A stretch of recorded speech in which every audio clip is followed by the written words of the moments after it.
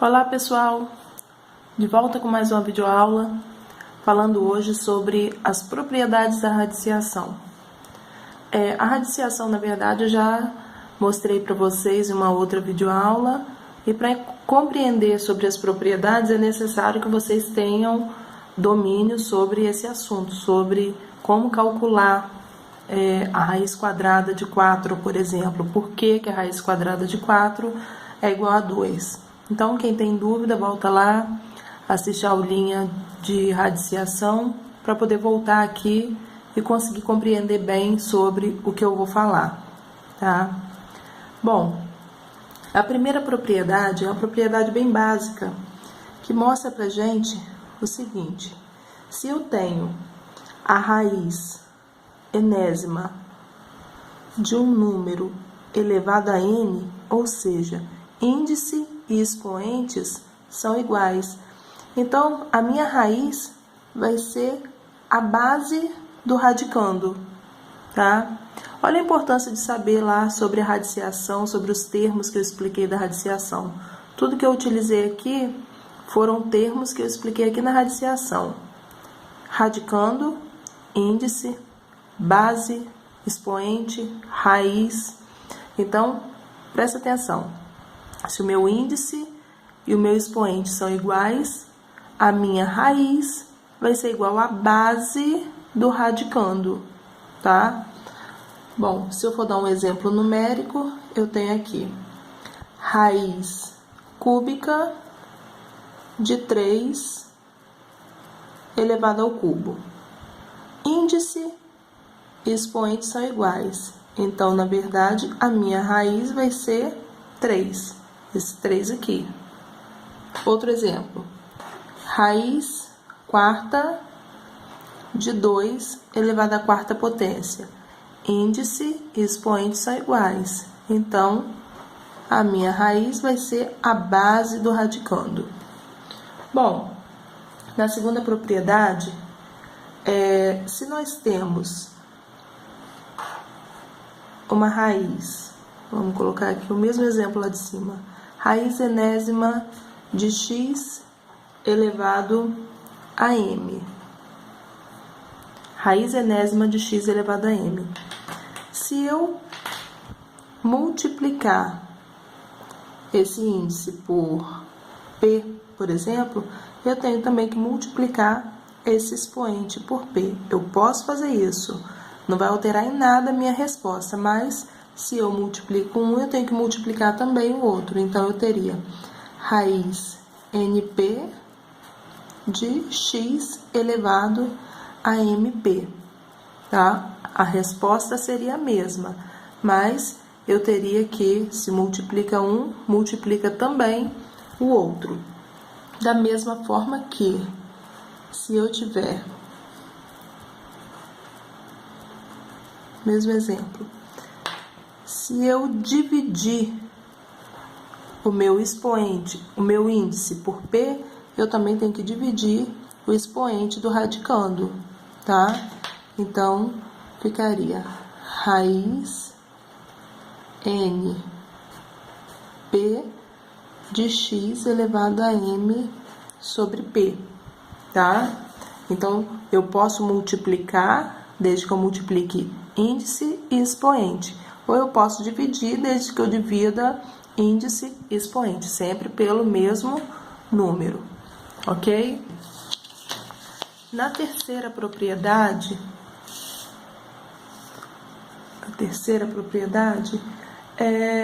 se nós temos uma multiplicação no radicando, dentro do radical, a vezes b, raiz enésima de a vezes b.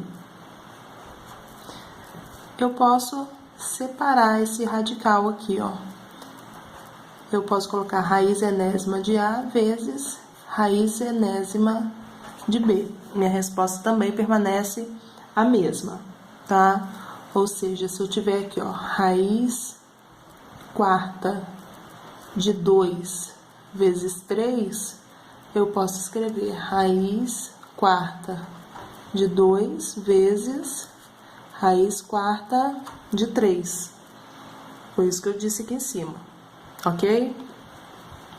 A quarta propriedade são propriedades lógicas, na verdade, né? São coisas bem lógicas. Raiz enésima de A dividido por B. Ó, se eu multiplicando eu posso separar, eu dividindo eu também posso separar. Só que aqui tem um detalhe. Esse B aqui, ele tem que ser diferente de zero. Por que que B tem que ser diferente de zero? Porque não existe divisão por zero. Eu não posso dividir, por exemplo, 5 por zero. Se você colocar lá na calculadora 5 dividido por zero, ela vai te dar um erro. Não é possível, não tem como fazer essa divisão.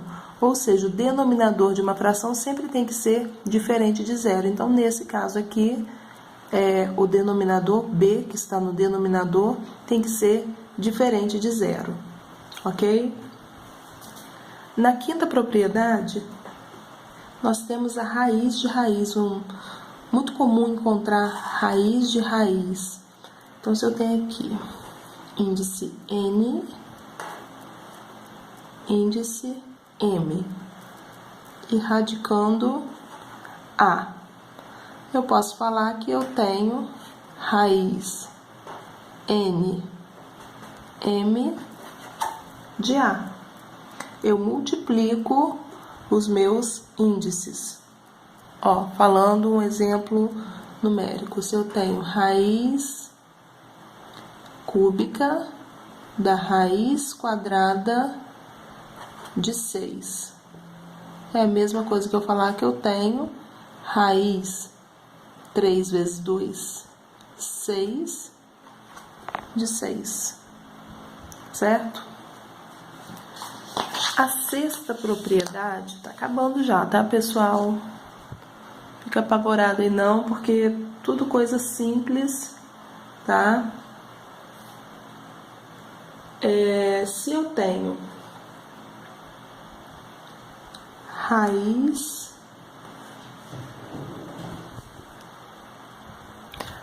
enésima de A elevado a M.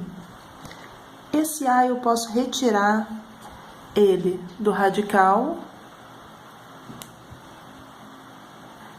e o expoente e o índice eles vão sair em forma de raiz, em forma de fração, desculpa, onde o expoente ele vem como numerador e o índice ele vem como denominador. Então, eu teria A elevado a MN.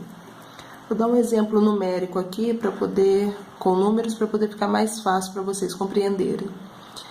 Eu vou colocar 4 elevado ao cubo. Se não está aparecendo o índice, nós sabemos que é 2. Então, eu teria 4 elevado a 3 meios. Olha, o índice vem como numerador. Perdão, o expoente vem como numerador. O índice vem como denominador, tá? Ó, raiz quarta de 2 elevado ao cubo.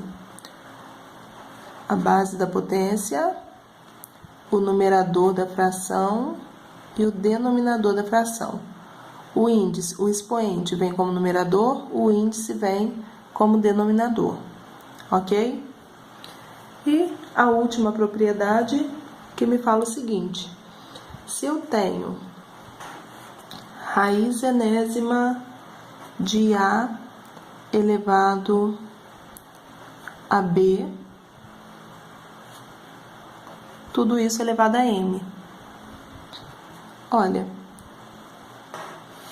eu vou repetir o meu índice, vou repetir a base do meu radicando e vou multiplicar esses dois expoentes.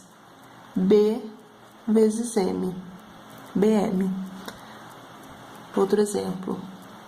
Raiz cúbica de A, vou colocar 6, de 6 elevado ao quadrado, tudo isso elevado ao cubo. Ó, eu repito meu índice, repito meu 6 e 3 vezes 2 é igual a 6. Ok? Bom, pessoal, essas são as propriedades da radiciação. Depois eu falo para vocês sobre como simplificação de radicais, tá? O assunto é longo, né? Tem várias partezinhas, então eu vou gravar por partes os vídeos para poder não ficar muito cansativo. À medida que vocês forem precisando, vocês vão avançando nos vídeos para poder ajudar aí na sala de aula, tá bom? Qualquer dúvida deixa aí nos comentários que eu respondo. E tchau, tchau, até a próxima videoaula.